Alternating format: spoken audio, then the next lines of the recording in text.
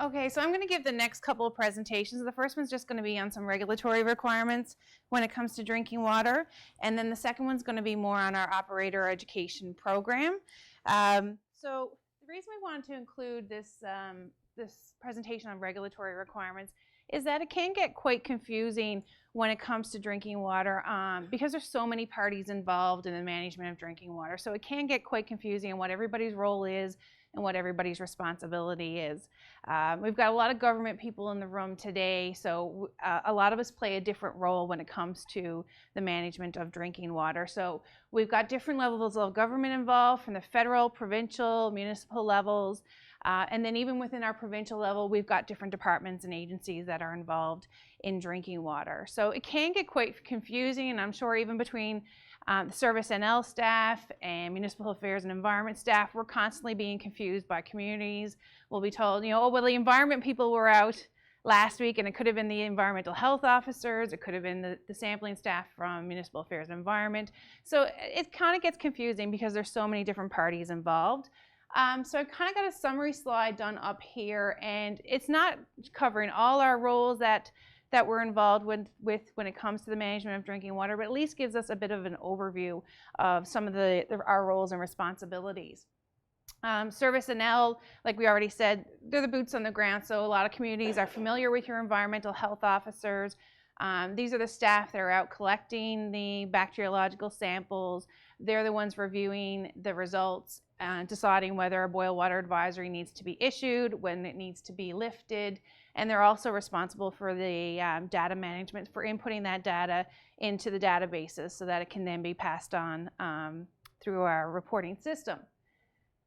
Health and Community Services, some of you may not see the role that they play, but they play a very important role in the management of drinking water. They're really the ones that provide our policy directives when it comes to anything related to health of drinking water. So you may not see them as a front line, but they're definitely the ones that provide us our direction when it comes to the management of the health aspects of our drinking water. They're also the group that gets involved when non-consumption orders may need to be issued. So that's different than a boil water advisory issue. A non-consumption is when you can't consume the water at all, whether it's boiled or not. So we don't have a lot of these that have been issued in the province, but we typically see them when we have elevated levels of arsenic or elevated levels of lead in our drinking water. But so it would be Health and Community Services who provide direction on when those advisories need to be issued.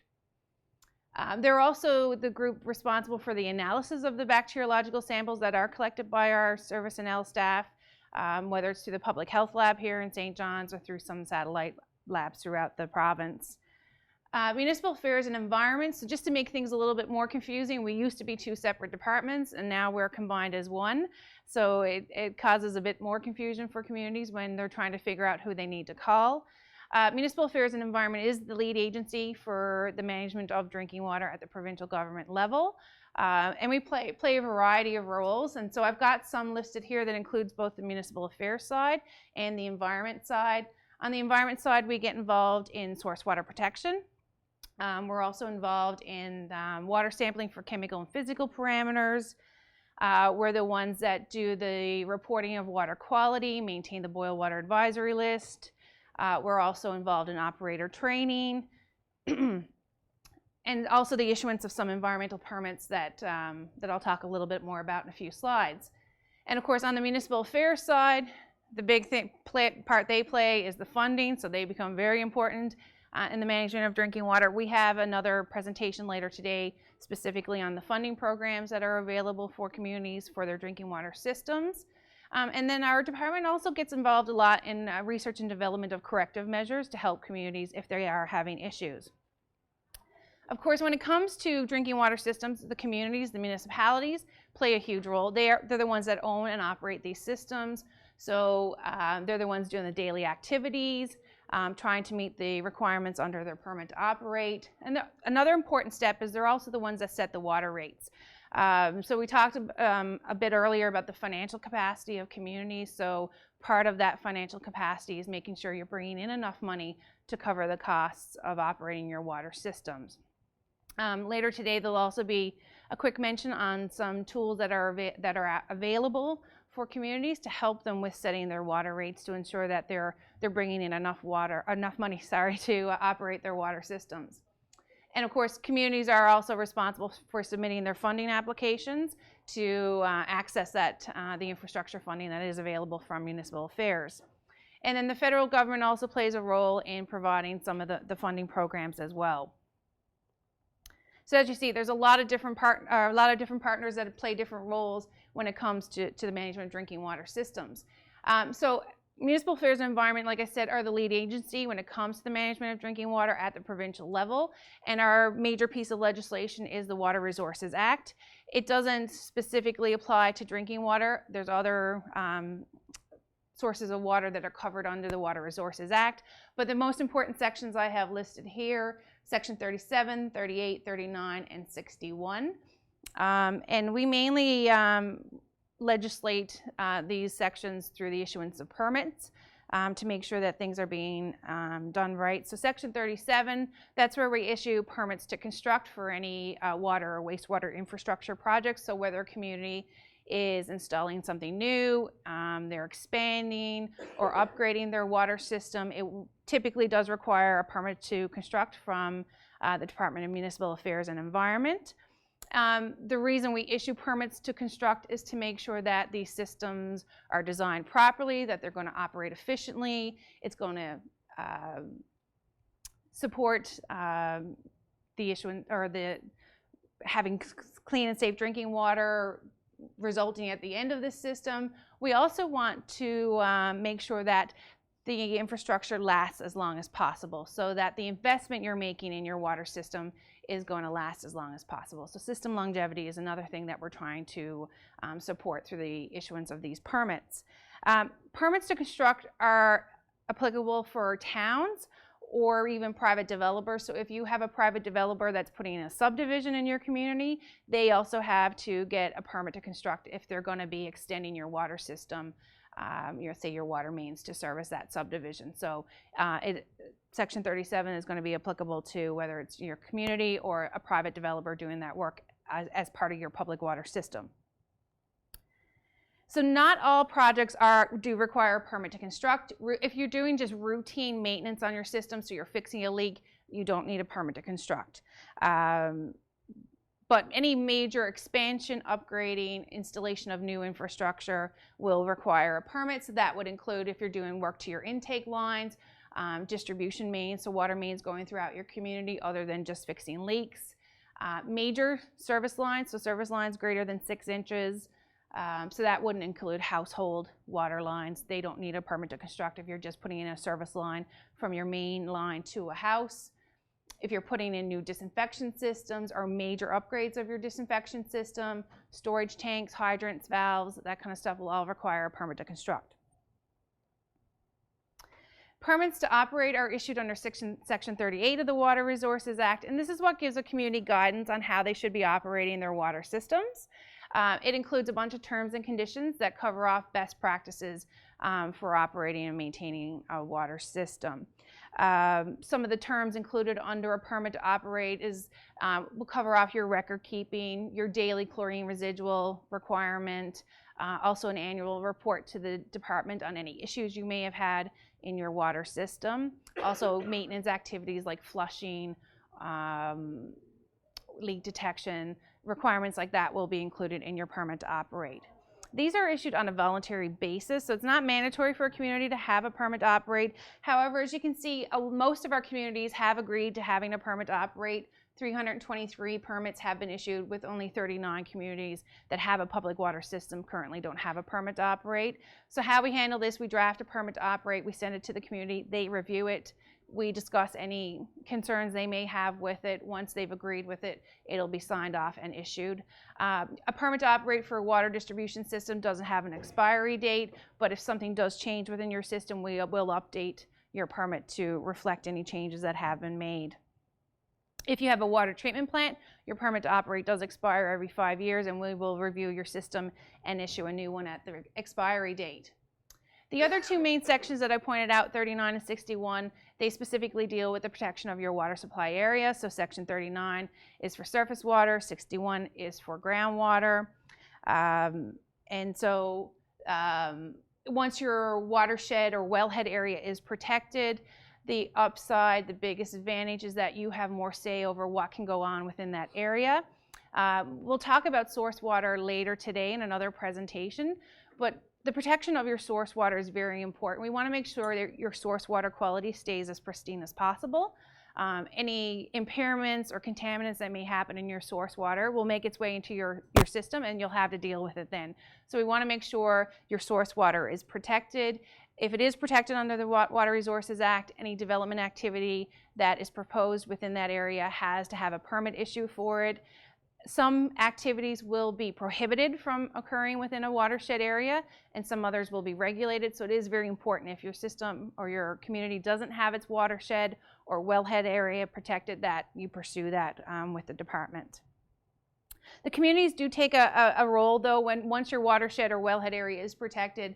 One of the most important roles that you play is helping with or doing the monitoring, really, of your watershed area to make sure there's no illegal or unpermitted activities that are taking place.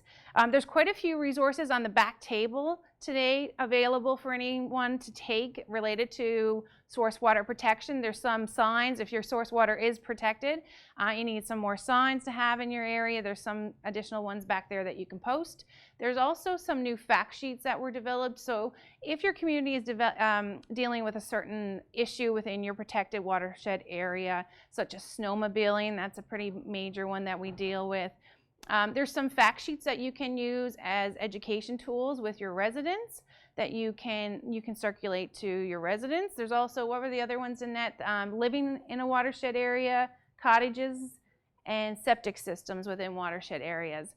So those are available to take, and if you do need more copies of those, you can approach the department and we can certainly provide you with more of those. There's also a standard operating procedure back there to help you with monitoring inside your watershed area, so some tips on what to look for, tools you can take with you like camera, measuring tapes and stuff like that, so that you can perform inspections within your watershed area. There's also a brochure back there that will help guide you through the source water protection process to get your source water protected and what to do once it is protected. So lots of tools available to help you with source water protection.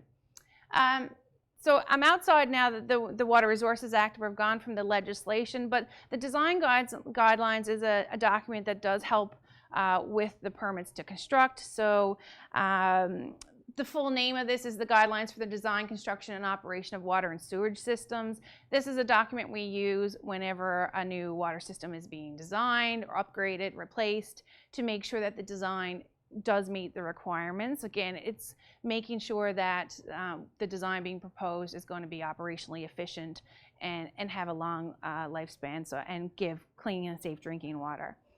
These guidelines are currently being updated internally, so we're hoping to have an updated version of these design guidelines out in the coming months. We also have another guidance document called the Drinking Water Treatment Standards.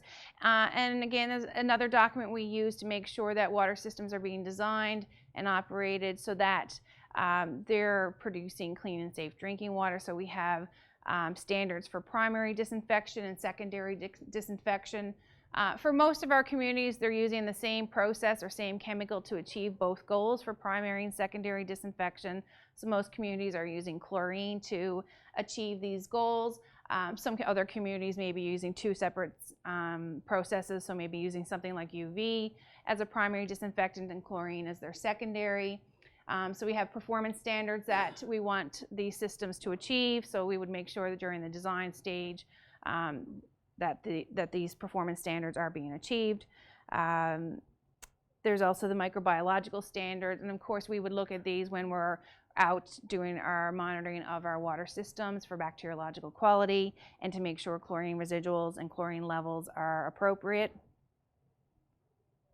Then we also have some standards for treatment systems, so beyond just disinfection systems, if a community has a treatment system for a specific parameter, so maybe for arsenic removal, there will be some performance standards for those treatment systems. And then for water treatment plants, full-scale water treatment plants, they would have to meet some higher performance standards, like meeting the guidelines for Canadian drinking water quality and some other standards. The operator training and certification program is a big part of the Department of Municipal Affairs and Environment in the way that we approach the management of drinking water. I've got a full presentation on that coming up after this regulatory one, so I'll leave my details and discussion till that presentation, but it is another role that we play in our department. Of course, one of the most important ones at the provincial level is the infrastructure funding.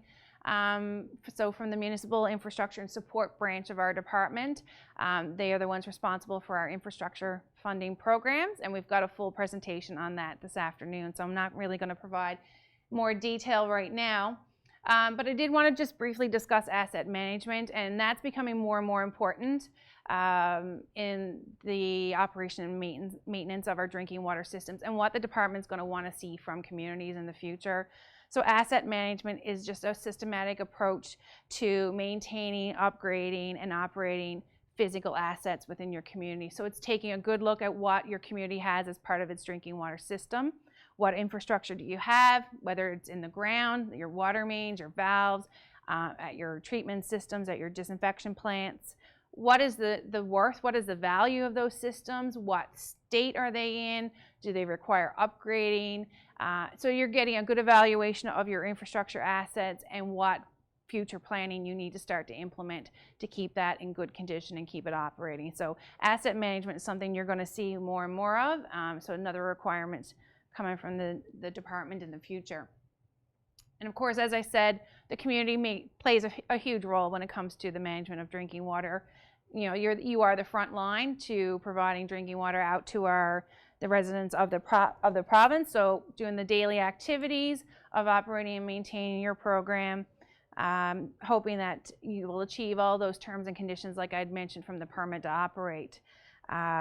You're also responsible for implementing the corrective measures. So if something goes wrong in your system, whether it's with your disinfection system or other water quality issues, implementing the corrective measures to react to those upsets in your water system. There's lots of resources available for you to access assistance with that from the departments that in the provincial government, whether it be Municipal Affairs and Environment, Health and Community Services, or Service&L. We can certainly provide assistance when you do need to implement some corrective measures. A big role, and we've already discussed this, is if you are on a boil water advisory, making sure your residents are notified. Yes, Service&L will notify the community, but really it is the community's role to make sure your residents and anybody else in your community is aware that there is a boil water advisory in effect, and making sure that is repeated over time. I know we joked earlier about if you've been on boil water advisory since '98, you know, yes, they still should be, you know, communicating that message to their residents to make sure that people aren't drinking or consuming the water. There's lots of tools available. We've already gone through a lot of the handouts, the fact sheets, the templates that are available from Service&L. All this has been created so you don't have to come up with it yourselves. You know, your EHOs are a support mechanism, so make sure you take use of their expertise and the resources that they've already created. So don't be afraid to reach out. So I know at our table this morning we were talking about the communication tool there, or the activity that we did, and the communities at the table knew they had to contact their EHO, but at that moment, did they know their EHO's name or their number? Maybe not, but that was one thing we learned to go back to the community and make sure you find out what your EHO's name was and their contact information. So that's part of your toolkit. If you do get in a situation where a boil water advisory or advice is needed from your EHO. And just one brief slide on occupational health and safety, and this is certainly not meant to cover all OSH requirements, but as employers, communities, you do have to make sure that your operators are provided with a safe workplace, with any equipment, tools, and training that they need to make sure their workplace is safe. You want to make sure that hazard assessments are done so your workers are familiar with what hazards they may face in their drinking water system. And there are quite a few hazards when we're looking at the operation of our water systems. A lot of operators are dealing with different chemicals. There's training that is provided even by our the Department of Municipal Affairs and Environment through our operator training program. There is a course related specifically to chlorine handling that is available. There's also other external training resources. So make sure that they are aware of the hazards that they face working with those chemicals. Make sure that they're reviewing the safety data sheets and are familiar with any of the hazards associated with it. But some other things that they might face: confined spaces, they're working with electrical and mechanical equipment, entrenching and excavation, other hazards that your water operators might face just in their day-to-day activity. So lots of training resources available out there now for operators. So make sure you know a hazard assessment has been done and that you know what training your operators are going to need. If for any reason you've got a question, and I often get them from communities about, okay, we know our operator needs to do this training, can you help us find it? We're there. We may not offer it ourselves, but you know, please reach out and we can certainly provide you with, yeah? What's interesting about that is that the EHOs are often in the pump houses all the time. Right. We've never received any training on chemicals and stuff like that. And you're free to, I'll show you the courses that we offer, and our schedules, yeah. Our schedules are posted on our website, so we typically do the classroom type training in the fall and in the spring when operators aren't doing snow clearing. And so, yeah, if there's room in our courses, it's open to anyone from our other departments, Service and L, Municipal Affairs. I know this came up on the West Coast, from the Municipal Affairs side, that maybe some of their staff wanted to get involved in some of our training.